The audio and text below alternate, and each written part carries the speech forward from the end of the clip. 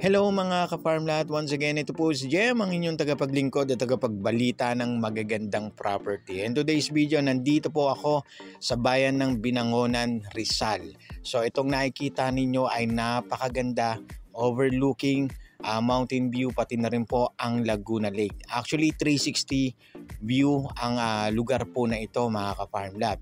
At bago po ako magpatuloy, huwag niyo po sanang kalimutan mag-subscribe at pindutin na rin ang notification bell para lagi po kayo nauuna sa tuwing mag-upload po kami ng mga bagong videos.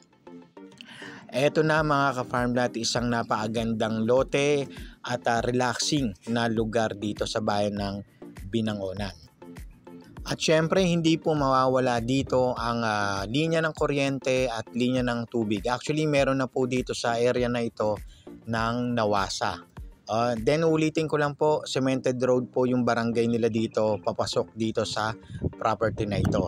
Then yung right of way naman dito sa area na ito, ongoing construction po ito, sesementohin din po. Kaya sa mga nag-iibig talaga ng gusto ng ganitong environment, tawag lang po kayo sa mga numerong naka-flash dyan sa inyong mga screen.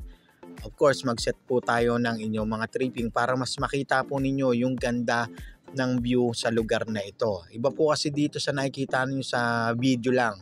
Mas maganda yung actual po, ano? At pag-usapan na rin po natin yung ibang detalye ng lupa na ito. Pwede po kayong kumuha dito ng 200 square meters. Minimum cut po yon. Pwede rin pong 300 square meters or depende po sa inyo kung ilan po ang kukunin po ninyo.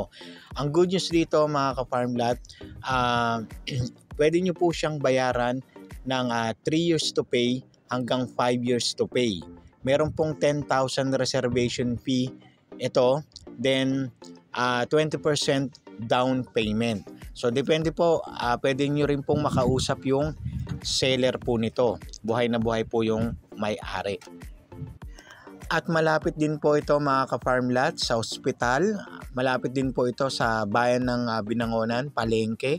Meron din po tayo mga 24/7 na convenience store katulad po ng 7-Eleven tsaka Alphamart. So napaka-accessible po dito sa lugar na ito at hindi po kayo magsisisi dahil wala po kayong dadaan ng rough road dito sa area na ito.